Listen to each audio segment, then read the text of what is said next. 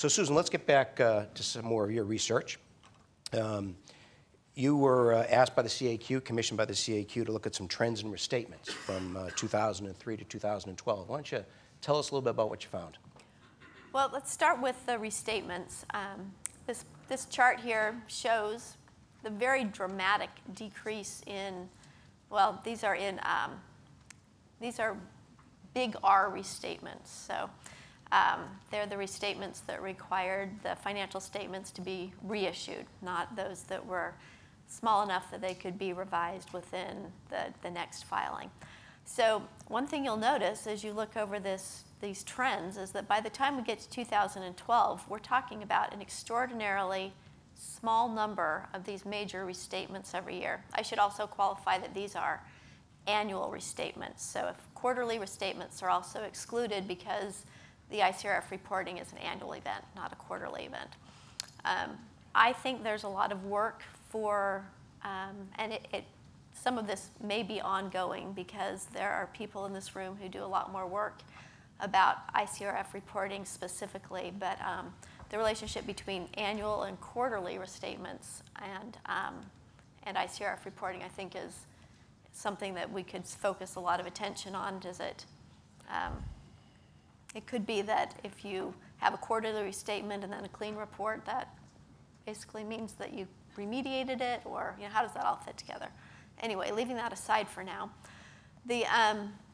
besides the decrease in the relatively small number of these annual big R restatements, you'll also notice that the percentage of these restatements in which the preceding ICRF report noted a weakness is pretty consistently around 18, 19. I think the overall average is 22%.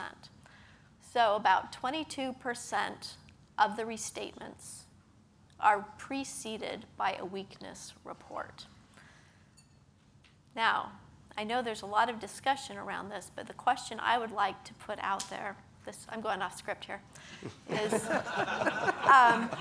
just for people to think about. You don't have to, this doesn't, I mean, just in general, what would the right percentage be? Because this finding makes some people happy and some unhappy, and I don't know what the right answer, where would it be right? I don't know what that could possibly, how you'd ever land on that, but I'd be curious to know what people's opinions are. Well, I certainly don't know what the right percentage is, but it is interesting because I think, most people think there's not a material weakness until there is the restatement. So when I actually heard the percentage, I thought it was, high. Now, does that mean it's the right one, and are we catching everything? I don't know what that answer is. I also think, again, it gets into what is the material weakness, right? If it is a material weakness around competency and resources, and then there's a restatement afterwards, well, the material weakness might not be describing the actual restatement area, but it indirectly certainly was a root cause of the material weakness that was previously disclosed. And that is probably a risk to people that if you have ineffective controls, there's a higher probability potentially of a restatement down the road. So it very well could be, depending upon what the nature of that material weakness is. And so that's, when I saw that stat, that was some of the things going through my mind. My guess is it's not a narrow material weakness, or it's not a narrow material weakness related to the restatement, because my experience is either if there's even an SD or a material weakness, not only the auditor but management's going to pay a whole lot more attention in that area, and you would hope that the restatement got prevented. And that's what a lot of times we see within the significant deficiency area. It's not yet material, but people make the improvements, and hopefully that's potentially of a driver of why we see restatements down in general. But that's just some of my reaction. Yeah, I might add that I think it illustrates again the difficulty of dealing with the concept in the standard of potential error. When you detect an error, you at least ask the question, what else could have gone wrong, right? you begin to measure for the additional potential error. And I think, Greg's discussion was around that to a large extent. How do you do that? What we don't do very well at all, I think, is what about the potential error when you haven't even detected an error? And that's where you can do that fairly well with our tools and techniques in our profession on high volume transactions, explicit audit evidence, and so forth. But this is where the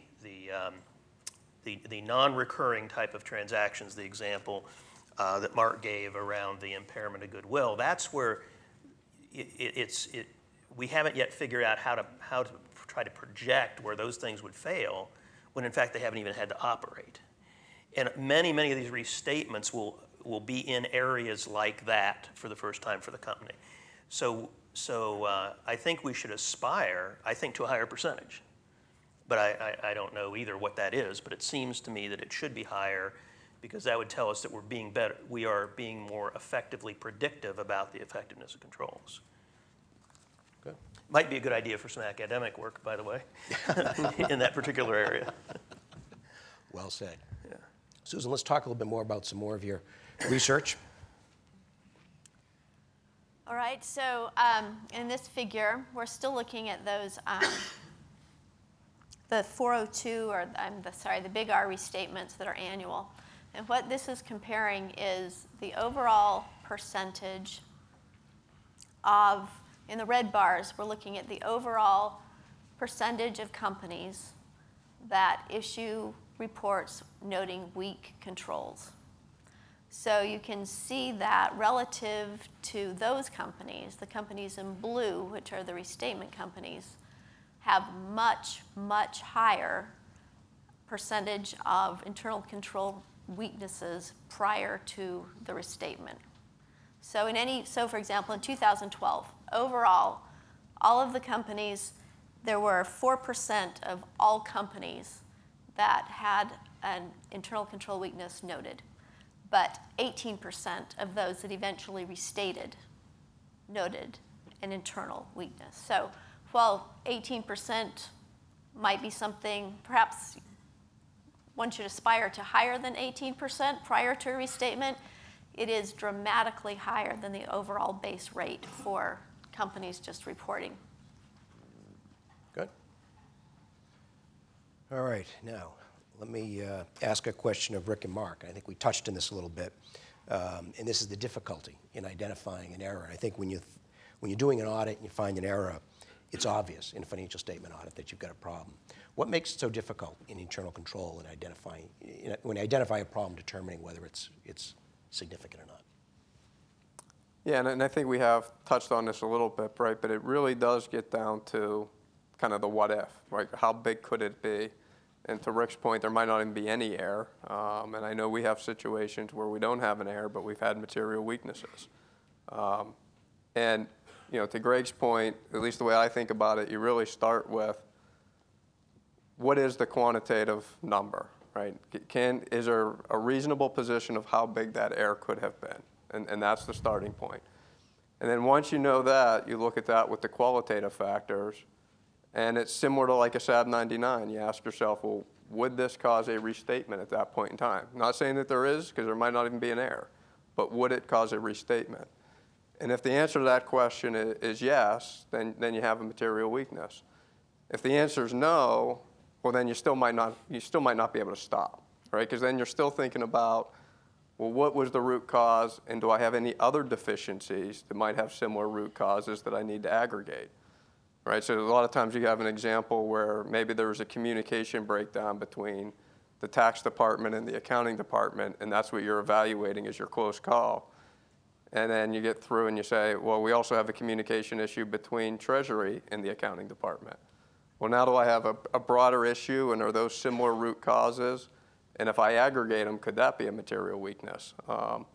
And that's where it really does get to this quantitative and qualitative analysis, but it really all starts with what is it that failed, so we know what we're analyzing.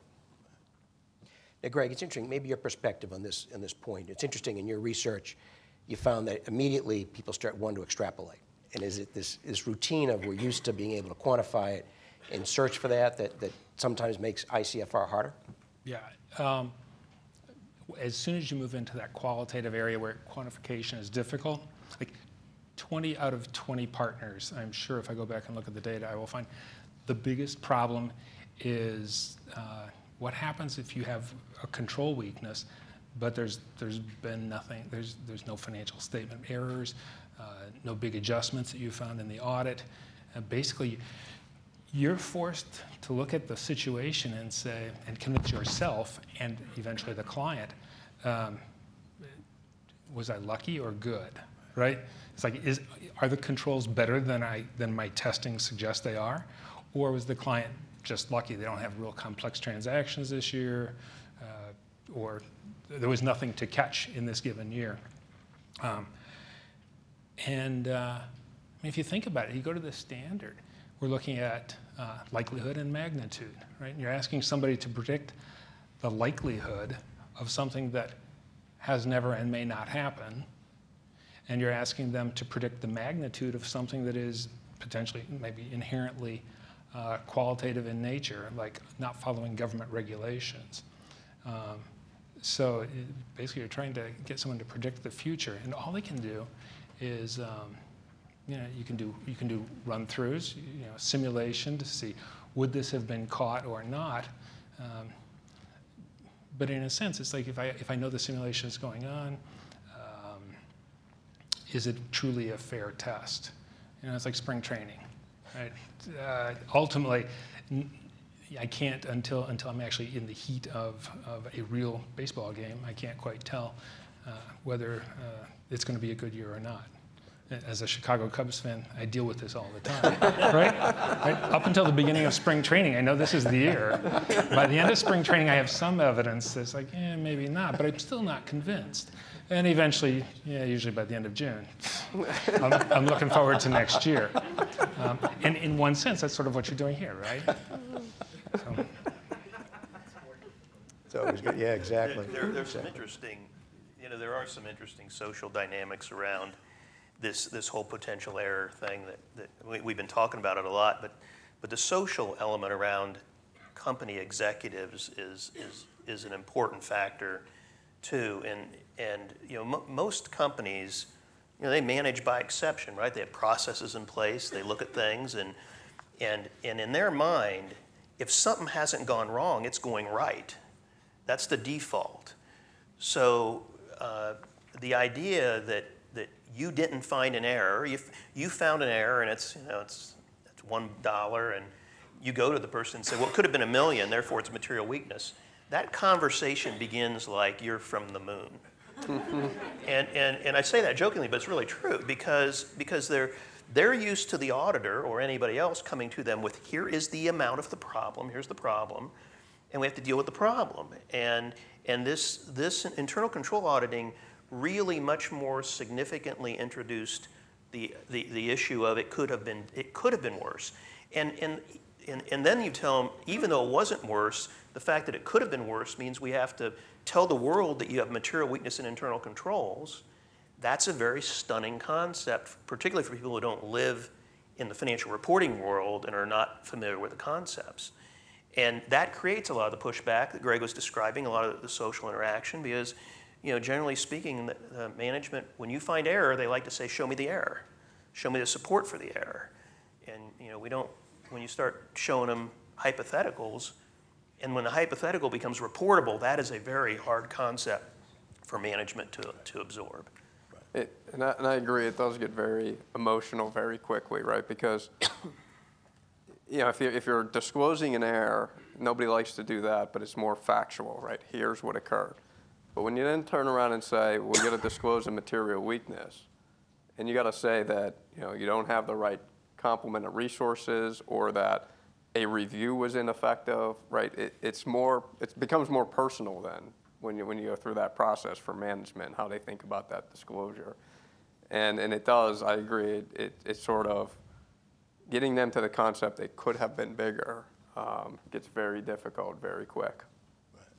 Yeah, in one sense, like when I talk to students, it's like a huge shift in mindset, right? If you go back to the in the 1970s and 80s, which I have to explain to my students what that was all about, but you think of like two automotive industries, right? The U.S. automotive industry and the Japanese industry. And one, there was this notion of you build a car, and at the end you inspect that car, and then if there's problems, you fix it, and you sort of generate quality by inspecting it at the end. And we're sort of moving into a shift where it's more of the Japanese model, where you design the process up front so that there are no mistakes to find.